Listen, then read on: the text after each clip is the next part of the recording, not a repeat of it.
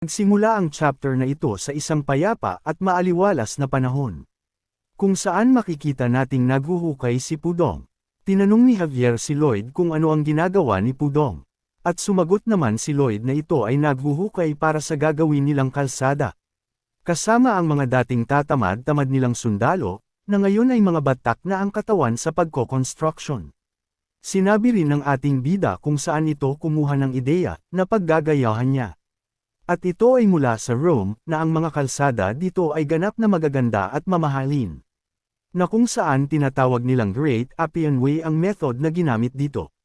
Nagtanong ulit si Javier kung bakit kalsada ang unang ginawa nito. Sumagot si Lloyd na maghintay lamang ito at makikita rin niya ito. Dahil ito ang maglalagay ng kanilang lupain sa mapa. Muli na namang nagtanong si Javier, kung paano at saan ni Lloyd nakuha ang lahat ng kaalaman nito. Una ay ang paggawa sa mga heating system, na ni isa ay walang nakakaalam o ni hindi man lang narinig ang tungkol dito. Tapos ang pag-summon pa nito ng isang creature na may mataas na antas. Ikaw ba talaga si Master Lloyd? Sabi ni Javier. Habang may dumating na mensahe na nag-wow-warning dahil sa paghihinala ni Javier sa tunay na pagkakakilanlan ng ating bida. Naisip ng ating bida, na kung malalaman ni Javier na hindi talaga ito ang tunay na Lloyd Frontera, ay malamang sa malamang ay gigilitan ito ni Javier base sa ugali nito sa libro. Pero sinabi rin ito na hindi yun magiging problema dahil may special skill ito para sa mga pangyayari na tulad nito. At sumagot ito kay Javier. At sinabing pinag-aralan niya ito habang walang mga nakakakita sa kanya. Ang special skill pala nito ay ang pagiging matigas ang ulo. Nag-aaral ka habang walang nakatingin sa'yo. Wala ka namang ibang ginawa kundi ang uminom ng uminom buong araw. Sabi ni Javier. Binara naman ito ng ating bida at sinabing, binabantayan mo ba ako ng 24 hours sa isang araw? Di ba hindi, bago ako matulog? Alam mo ba ang ginagawa ko? Di ba hindi, sabi ni Lloyd. Kung ganun paano mo ipapaliwanag sa akin ang iyong summoning magic? Isa kasi yan sa mga bagay na kahit isang skilled mage na 20 years nang nag-take training ay nahihirapan pa rin gawin iyon. Tanong ulit ni Javier. Na sinagot naman ng ating bida ng tanong rin at sinabing, ikaw paano mo nagawang maging magaling sa paggamit ng espada at ma-perfect ang mana conjuring sa ganyang edad? Wala naman nagtuturo sa'yo. O baka iniisip mo na genius ka? Kung genius ka so ako hindi pwede maging genius. Kung pinanganak akong may kakayahan na makapag-summon, ano naman ngayon? Dahil dito ay natahimik na lang si Javier. Sabay lakad papalayo ng ating bida. Habang sinasabi na marami pa itong gagawin. Dumiretso ito kay Bayern at nakiusap na ito na muna ang mamamahala sa paggawa ng kalsada. Dahil sa ito ay pansamantalang aalis. Malugod naman itong tinanggap ni Bayern. Samantala si Javier naman ay gusto sumama kay Lloyd at sinabi na ito ay kanyang trabaho, ang bantayan ng kanyang Master Lloyd. Pero talaga naman na isasama niya ito, kahit pa di niya iyon sabihin. Nagtanong si Javier kung saan sila pupunta. Na sinagot naman ni Lloyd na medyo malayo ang kanilang pupuntahan. Dahil sa kailangan nitong kunin pabalik ang pera na kinuha sa kanila. At dumating na nga sila sa kanilang destinasyon, sa isang maliit na bayan na kung tawagin ay Ludnia. Sa isang maliit na bahay panuluyan, makikita ang isang lalaki na galit at sinasabi na hindi ito makapaniwala dahil sa laki ng nawala nitong pera. Ito si Tordes ang lalaking nanloko kay Baron Arcos. Ito ay may kasamang lalaki na nagsasabi na ganyan talaga ang sugal. Di ba't sa sugal ka rin naman kumita ng malaki? Lumalabas na natalo ito sa pagsusugal. At ang lalaki na kasama ay kanyang inupahan para maging bodyguard nito. Pero kung ito ay hindi na niya mababayaran ay aalis na ito. Na ikinatakot naman nito at sinabing meron pa naman itong sapat na pambayad para sa kanya. Masakit na ulo ni Tordes kakaisip kung saan mang-scam ng pera. Pero kailangan muna nito magtago dahil sa dami ng tao na humahanteng dito. Oh, ako ba ang isa sa tinutukoy mo? Sabay tadyak sa pintuan at pasok ni Lloyd. Napatayo si Tordes at napatanong kung sino ito. Tama, hindi mo nga pala alam kung ano ang itsura ko. Sabay pakilala ng ating bida, ako si Lloyd Frontera. Naaalala mo na ba? Tanong ni Lloyd. Nalubos na nagbigay takot kay Tordes, gusto sanang patayin ng bodyguard nito si Lloyd, pero mas pinili na lang nitong tumakas at agad siyang binuhat ng kanyang bodyguard sabay talon sa bintana, nang biglang may napansin ang bodyguard nito, at ito ay si Javier na nag-aabang sa kanila. Sinabi ni Javier na iwan ito si Tordes at umalis, pero kung tatanggihan niya ito ay ituturing itong kasabwat ni Tordes sa mga kalokohan nito. Dito ay naisip ni Javier na tama ang sinabi ni Lloyd sa kanya, natatakas ang dalawa gamit ang bintana sa likod kung kaya iniutos sa kanya na doon mag-abang. Masyado ka pang bata, marunong ka na bang humawak ng espada? Tanong ng bodyguard ni Tordes, habang nakasilip sa bintana si Lloyd. Ay sinabi nito na mula nang mamatay ang amo ni Javier na si Arcos Frontera, ay ipinangako nito na maghihiganti ito, at hahanapin si Tordes at ang bodyguard nito, kung saan ay natagpuan niya ang mga ito at kinalaban, pero dahil sa unang beses pa lang ni Javier makakaharap ang isang Dark Enchanter, ay nahirapan ito na labanan ang gravitational magic ng bodyguard ni Tordes, pero napangiti ang ating bida at sinabi na iyon ay sa libro lang naman nangyari, kaya naman balik sa laban ng dalawa. Sa pag-atake ng bodyguard ni Tordes, ay madali lang itong nasangga ni Javier, na parang walang nangyari. Pero sinabi nito na walang kamuwang-muwang si Javier sabay sabing katapusan muna, at sa pagsara ng kamao nito ay nakaramdam si Javier ng pagbigat ng buo nitong katawan, pero tila nangamba ang bodyguard ni Tordes, dahil sa nagtataglay na si Javier ng malakas na mana heart ay baliwala na sa kanya ang atake ng Dark Enchanter.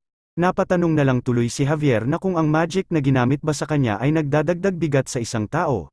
Dahil dito makikitang pinagpawisan malala ang bodyguard ni Tordes, sabay lipad papalayo dahil sa sobrang takot at iniwan na nito si Tordes. Pagkatapos ay sinabi ni Javier kay Tordes na kung alam ba nito na isang napakaseryosong krimen ang lokohin ng isang maharlikang pamilya. Kaya naman bumwelo si Javier na nagbabadya sa pagputol ng mga paa ni Tordes para dalhin sa korte. Na agad naman pinigilan ni Lloyd. At sinabing kontrolin nito ang sarili ni Javier, dahil kung dadalhin nila sa batas si Tordes ay maaari itong patayin doon. Nagulat si Javier sa sinabi ni Lloyd, at nasabi sa sarili, na kung ito ba ay totoong nagpapakita ng awa kay Tordes. Habang nakaupo at nakatali si Tordes ay makikitang nanginginig sa takot ang makong na ito. Kung kaya naman ay sinabihan ito ni Lloyd na wala itong dapat na ikatakot, at sinabing minsan daw talaga ay nagiging greedy ang mga tao, lalo na kung nakakakita ito ng maraming oportunidad. At sa tingin nito na ang batas sa kanila ay medyo malupit para dito. Dahil dito ay napatanong si Tordes kung papatawarin ba ito ni Lloyd at hindi na dadalhin sa korte. Na sinagot naman ni Lloyd ng oo at sinabing di niya ito dadalhin doon. Sinabi rin ni Lloyd na kung ito ay nagpapasalamat ay dapat ibalik niya ang lahat ng bagay na kinuha nito na pagmamay-ari ng Baron. At tumugon naman si Tordes dito na gagawin niya iyon. Pero di pa dito nagtatapos, dahil ito pa lang ang simula sabi ni Lloyd sa kanya. Dahil may kailangan pa itong gawin, para tuluyang mapatawad ni Lloyd. Sabay nakangiting iniabot ang isang kontrata at sinabi pagkatapos nitong pumirma sa kontrata ay tapos na sila. Napatanong si Tordes kung anong klaseng kontrata iyon. Sinabi ni Lloyd na ito ay isang normal lang na kontrata para sa trabaho, na may kaakibat na sahod. Pero ang 80% ng sasahurin nito ay ibabalik para sa pagbabayad niya sa ginawang panloloko nito sa pamilya ng mga Fronteras. At pagkatapos ng 520 years ay tapos na lahat ng utang nito sa kanilang pamilya. Na nagpaitim sa mukha ni Tordes dahil sa di inaasahang nakapaloob sa kontrata. At dito ay nasabi ni Javier na alam nito na hindi ni Lloyd basta-basta papatawarin si Tordes, habang si Lloyd naman ay sinasabing hindi nito hahayaang paslangin ang taong nagkakautang sa kanya, at mas lalo hindi niya ito sasayangin na mapunta sa wala. Dahil ang plano ni Lloyd ay gawing alila si Tordes habang ito ay buhay pa. Habang si Tordes naman ay sinasabing hindi pa ito nakakakita ng ganoong nakakahiyang kontrata. Kaya naman sinabi ni Lloyd, na hindi niya ito pipilitin na pumirma sa kontrata pero isasama niya naman ito sa korte, na kung saan ay maaari itong bitayin. Kaya naman wala nang nagawa kundi umiyak at mabilis na pumirma si Tordes sa kanilang kontrata. Kinabukasan ay naglakbay na sila ulit pabalik sa kanilang bayan.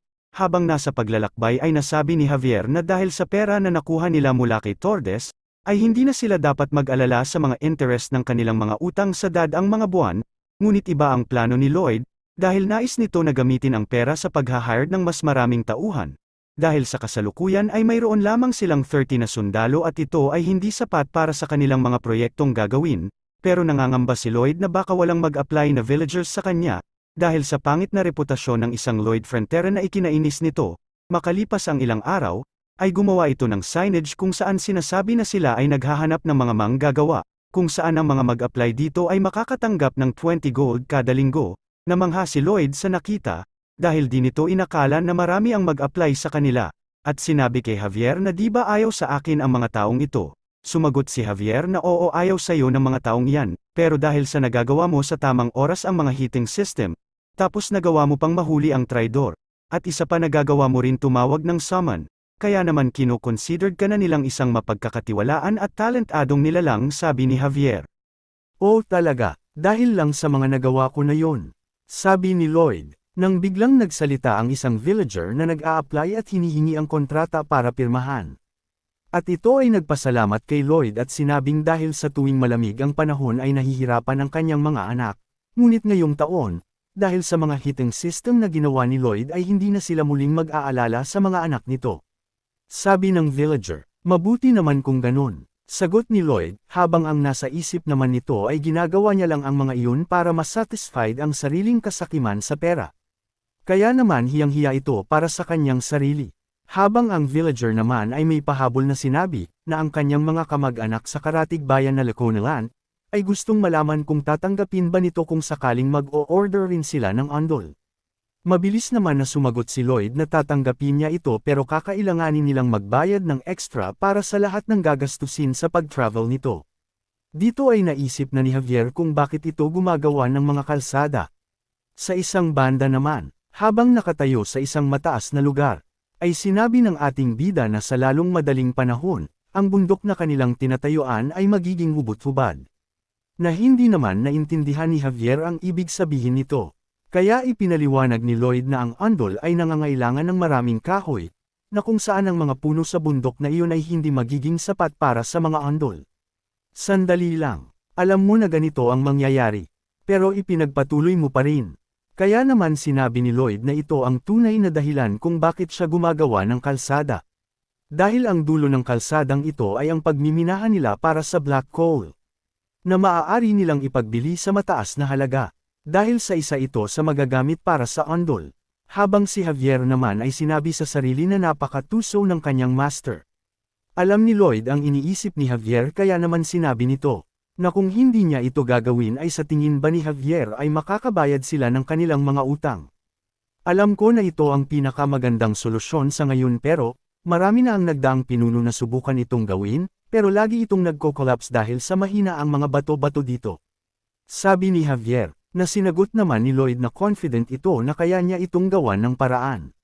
Sabay banggit sa mga nalalaman nito sa makabagong teknolohiya, ang The Shield Tunneling Method, na bago na naman sa pandinig ni Javier, pero sinabi pa rin ito sa sarili, na magtitiwala ito kay Lloyd dahil ang kanyang master ay ganap na nagbago at ito ay may mga plano. Kinagabihan ay iniisip ng ating bida na kung sana may skill siya na kayang mag-summon ng mga building ay mas cool sana yun, subalit ang mayroon lamang siya ay ang manu-manong pagdodrawing. Hinihiling rin ito na sana ay may 100 na undead workers ito, na kung saan ay hindi na niya ito kailangan pang bayaran ng upa para magtrabaho. Samantala matapos ang insidente kay Newman ay tumaas ang approval rating ng ating bida mula sa mga key character. Maging ang ibang mga skill nito ay nag-level up din. Matapos nito ay nagpunta ito sa hangganan ng kanyang pinagawang kalsada, kung saan dito sila mag-uumpisa sa kanilang paghuhukay. Ginamit ng ating bida ang kanyang skill surveying na GPR scanning, para humanap ng safe na daan para sa kanilang gagawin. Pero may problema ito, dahil kailangan nilang makapaghukay ng mabilis sa lalong madaling panahon, na kung saan kapag tao lang ang gagawa ay matatagalan ito. Hindi niya rin magagamit si Pudong dahil sa nagkasakit ito. Kung sakaling manggumaling ito ay hindi pa rin pwede dahil masyado itong malaki. Kaya naman napagpasyahan ng ating bida na mag-summon ulit. Kaya naman dahil sa ito ay may sapat na RP ay agad itong nag-summon. Naupo ang ating bida habang naghihintay na lumabas ang kanyang summon. Paglabas nito ay naisip ng ating bida na ang panlabas nitong anyo ay mukhang useless. Pero ganito rin naman si Pudong. Kaya naman nakakasigurado ito na magagamit niya rin ito na kagaya ni Pudong. Pagkalipas ng isang linggo, makikitang naumpisahan na nila ang paghuhukay. Siyempre gamit ang bagong summon nito na si Banbol, kung saan naghuhukay ito at kinakain ang mga lupang nahuhukay nito. Habang nasa ilalim ng lupa ay may kanya-kanya itong ginagawa, una si Banbol na kung saan siya ang nahuhukay ng lupa, pangalawa ay ang paglalabas ni Banbol ng mga steel bar na isa rin sa skill nito. Pangatlo si Javier na tagahati ng mga inilalabas ni Banggol na steel bar para maging pantay-pantay ang mga ito. Pang-apat ay ang mga support na tumutulong sa paggawa ng gagamitin pang support sa lupa upang hindi ito mag-collapse. At ang last ay ang reality check na pinangungunahan ng ating bida. Patuloy sa pagtatrabaho ang ating bida. Kahit pa ito ay nakakaramdam na ng pagod at pagkahilo dahil sa kakulangan ng hangin. Buti na lang kahit papano ay nag-install ito ng pipe na tumutulong sa pagbibigay ng oxygen sa kanila. Dahil sa nakikita na kalagayan ni Lloyd ay sinabihan ito ni Javier na kailangan din itong magpahinga na katulad ng kanilang mga kasama. Pero sinabi nito na siya ang nakatalaga sa trabahong ito. Kung kaya siya din dapat ang manguna sa kanila. Kung saan naisip ng ating bida. Kung papaano kumilos ang mga boss sa tunay na mundo, kung saan pinapairal ang kanilang posisyon, at di nagpapakita sa kanilang mga side. At dahil dito ay ipinangako niya na kailanman ay di niya ito gagayahin. Muling ginamit ng ating bida ang kanyang skill at nakita na malapit na sila sa kanilang target na makuha ang black coal. Kaya naman nagdiwang silang lahat, at nagpasalamat ang ating bida kay Banggol. Dahil sa napabilis nito ng 10 beses ang kanilang trabaho.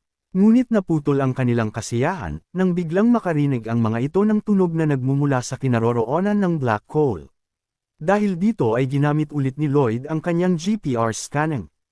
At napansin na nagkaroon ng maliit na butas ang black coal layer. Nang biglang may lumabas na malaking langgam, na agad umatake kay Lloyd. Pero agad din naman nila itong napatay. Nakaramdam ng takot ang ating bida, at sinabi na wala ang ganitong pangyayari sa libro. Matapos nito, ay agad na ipinag-utos ni Lloyd na lumabas lahat ng kanilang kasamahan. Dahil ang mga langgam ay nakatira at nabubuhay ng isang buong colony. Nagtakbuhan na papalabas ang iba nilang kasama, habang si Javier ay mag-isang lumalaban sa mga ito. Habang ang ating bida naman ay ini-estimate ang dami ng kalaban, at sinabi na kapag ito ay makalabas mula dito ay tiyak na mawawasak ang kanilang lugar. Dagdag pa nito na dito kakayanin ni Javier mag-isa dahil na din sa kakulangan ng oxygen. Habang patuloy sa pag-iisip ang ating bida, ay bigla naman itong sinampal ni Javier dahil sa pag-aakalang nagpapanik ito. Naikinagalit naman ng ating bida, dahil sa hindi naman talaga ito nagpapanik at nag-iisip lang ito ng kanyang plano. Kaya sinabi ni Javier na bilisan ito sa pag-iisip ng plano dahil di na niya kakayanin kung tatagal pa ito. Matapos nito ay may biglang pumasok na ideya sa isip ni Lloyd. Na kung saan haharapin nila lahat ng kalaban hanggang sa marating ang pugad ng mga ito. Kahit tila di sang-ayon si Javier sa ideya ni Lloyd ay sinunod niya pa rin ito. Dahil alam nito na ang bawat desisyon ni Lloyd ay may dahilan. Kaya naman kung gusto mo na masubaybayan ang ating kwento ay i-open mo lang ang notification bell pagkatapos mo na mag-subscribe.